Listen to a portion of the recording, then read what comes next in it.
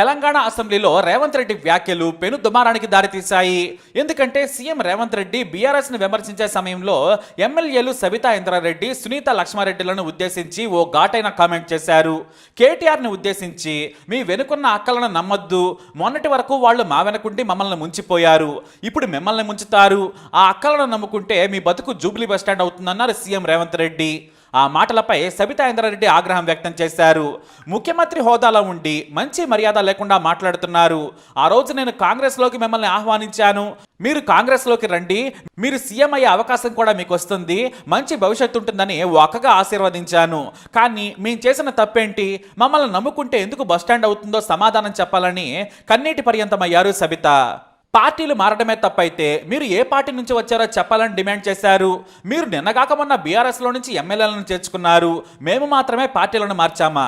నన్ను కాంగ్రెస్ పార్టీ పొమ్మనలేక ఎలా మెడలు బట్టి బయటకు గెంటిందో మీకు తెలియదా అంటూ కన్నీటి పర్యంతమయ్యారు సబిత. మిమ్మల్ని ముఖ్యమంత్రి ఎందుకు టార్గెట్ చేశారో చెప్పాలి, మేము ఎవరిని మోసం చేశాము, ఏమి ఉంచామని నిలదీశారు సబిత.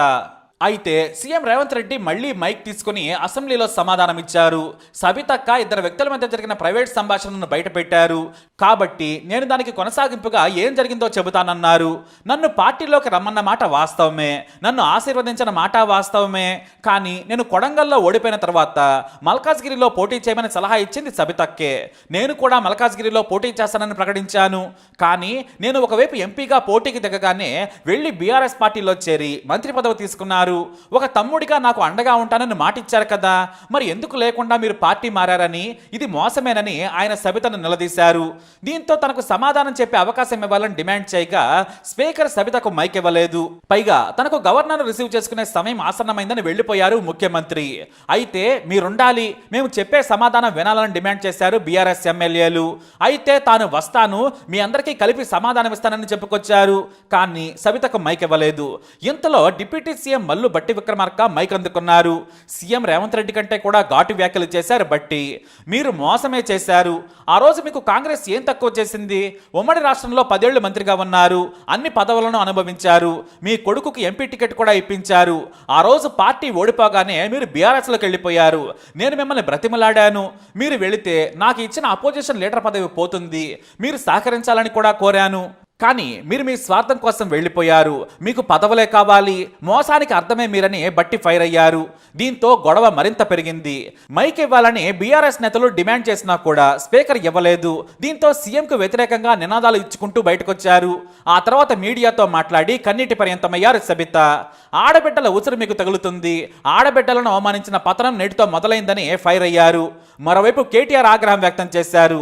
ముఖ్యమంత్రి రేవంత్ రెడ్డి అహంకారంతో మాట్లాడుతున్నారు, కళ్ళు కనిపించకుండా ఆడవాళ్ళని కూడా చూడకుండా మాట్లాడుతున్నారు, తాను విమర్శలు చేసి సమాధానం చెప్పేందుకు కూడా అవకాశం ఇవ్వలేదని ఫైర్ అయ్యారు.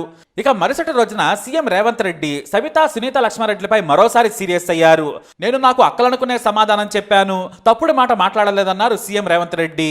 మీరు కేటీఆర్ నమ్ముకుంటే ఆయన సోదరి మాదిరిగానే మీ జీవితం కూడా అయిపోతుంది. కవిత జైల్లో ఉంటే ఢిల్లీలో బేరసారాలు మాట్లాడుకున్నారని మరోసారి రేవంత్ అన్నారు. సొంత చెల్లెల్ని జైల్లో పెట్టినా కూడా ఢిల్లీ వెళ్లి రాజకీయ ఒప్పందం చేసుకున్న నీచులని ఫైర్ అయ్యారు సీఎం రేవంత్ రెడ్డి. ముందు మా అక్కలను నమ్ముకుంటే కేటీఆర్ బతుకు జూబ్లీ బస్టాండ్ అవుతుందన్న రేవంత్ ఈసారి కోపాన్ని తగ్గించే ప్రయత్నం చేశారు. కేటీఆర్ నమ్ముకుంటే మీ బతుకు బస్టాండ్ అవుతుందన్నారు. అక్క, మీరు వాళ్ళ ఉచ్చులో పడద్దని సూచించారు. మైక్ ఇస్తే శాపనార్థాలు పెడుతున్నారు, ఇవ్వకుంటే పోడియం దగ్గర నిరసనలు చేస్తున్నారు. నేను చెల్లెలు జైల్లో ఉంటే రాజకీయాల కోసం బజార్లో తిరిగేవాడిని కాదు, దొరపడిన కుట్రలో అక్కలు బందీ కావద్దన్నారు సీఎం రేవంత్ రెడ్డి. ఈ వ్యాఖ్యలపై సబిత మరోసారి సీరియస్ అయ్యారు. ఆడబిడ్డలను అవమానించారు, మైక్ ఇవ్వలేదు, కనీసం ఆడపిల్లలపై జరుగుతున్న అత్యాచారాల గురించి మాట్లాడదామన్నా కూడా అవకాశం ఇవ్వలేదు. ముందు రోజు మిమ్మల్ని నమ్ముకుంటే కేటీఆర్ బతుకు బస్టాండ్ అవుతుందన్నారు. మీరు ఆడబిడ్డలను అవమానించిన తీరు ప్రజలు చూశారు. వారి కోపం చూడగానే ఇప్పుడు మేము కేటీఆర్ నమ్ముకుంటే బస్టాండ్ అవుతుందంటున్నారు సీఎం. ఇదేనా అవకాశవాద మాటలు? ఇప్పటికైనా క్షమాపణ చెప్పకపోగా మళ్ళీ అవే మాటలు మాట్లాడుతున్నారని సీరియస్ అయ్యారు సబిత. ఈ వివాదం చినికి తుఫారుగా మారింది. ఆడబిడ్డలను సీఎం అవమానించారని బీఆర్ఎస్ శ్రేణులు తెలంగాణ వ్యాప్తంగా ముఖ్యమంత్రి దిష్టిబొమ్మలను దగ్ధం చేశారు. అయితే ఇప్పటికిప్పుడు ఎందుకు సబితా, సునీత లక్ష్మారెడ్డి మీద కోపంగా అసెంబ్లీలో మాట్లాడారనే కమెంట్ వినిపిస్తుంది.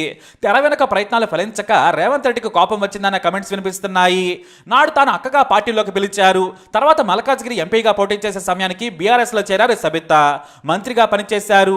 అయితే ఇప్పుడు రేవంత్ రెడ్డి సీఎం అయ్యారు. మెజారిటీ కూడా కాంగ్రెస్ కు బోటాబోటీగానే ఉంది. ఈ సమయంలో కాంగ్రెస్ సర్కార్ ఎప్పుడైనా మారిపోవచ్చని మాజీ సీఎం కేసీఆర్ పదే పదే చెబుతున్నారు.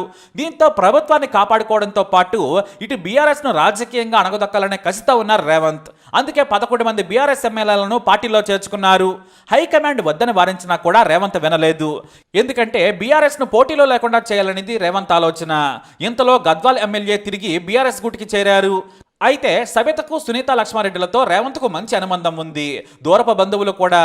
ఈ సమయంలో వీరిద్దరూ కాంగ్రెస్ పార్టీలోకి రాలేదన్న కోపం ఉందేమో.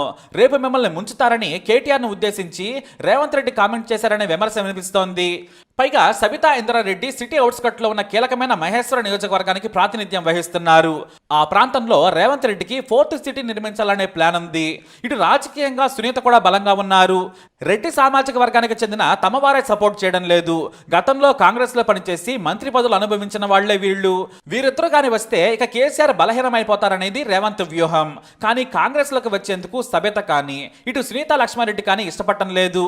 కనీసం రెడ్డి సామాజిక వర్గం మీద ప్రేమతోనైనా కూడా వస్తారని భావించారు రేవంత్ రెడ్డి. ఎందుకంటే ఆయన రెడ్డి సామాజిక వర్గం నేతగా కూడా ఉన్నారు.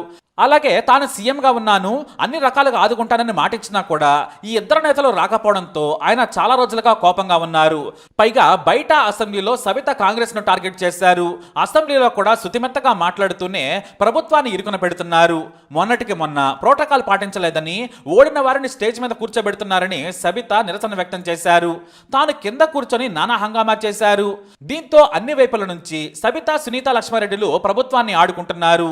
మరోవైపు కీలకమైన రంగారెడ్డిలో బీఆర్ఎస్ బలంగా ఉంది. రాబోయే రోజుల్లో హైదరాబాద్ గ్రేటర్ ఎన్నికలున్నాయి. దీంతో రేవంత్ రెడ్డి వారిని కాంగ్రెస్ లోకి ఆహ్వానించారట. కానీ వారి నుంచి తిరస్కరణ ఎదురైందని, అందుకే ఇలా పాత కొత్త కోపాన్ని వెళ్ళగక్కుతున్నారనే వ్యాఖ్యలు బీఆర్ఎస్ నుంచి వినిపిస్తున్నాయి. వాళ్ళిద్దరూ బీఆర్ఎస్ నుంచి వస్తే పార్టీలో కీలకమైన నేతలు ఉండరనే భావన ఉంది. దీంతో ఈ చిన్న కమెంట్ కాస్త పెను దుమారానికి దారితీసింది. ఏదేమైనా రేవంత్ రెడ్డి ఆ అక్కలు నమ్ముకుంటే మునుగుతారని కేటీఆర్ అన్నారు. ఇప్పుడు వివాదం పెద్దది కావడంతో కేటీఆర్ నమ్ముకుంటే మునుగుతారక్క అని కవర్ చేయబోయారు. మొత్తానికి ఇది ఇప్పుడు పెను రాజకీయంగా మారింది. యావత్ మహిళా సమాజం ఈ వివాదాన్ని గమనిస్తుంది అన్న విషయం మాత్రం మనం మర్చిపోకూడదు. మరి సీఎం రేవంత్ రెడ్డి వ్యాఖ్యలపై మీరేమంటారు? అభిప్రాయాన్ని కమెంట్ ద్వారా తెలియజేయండి.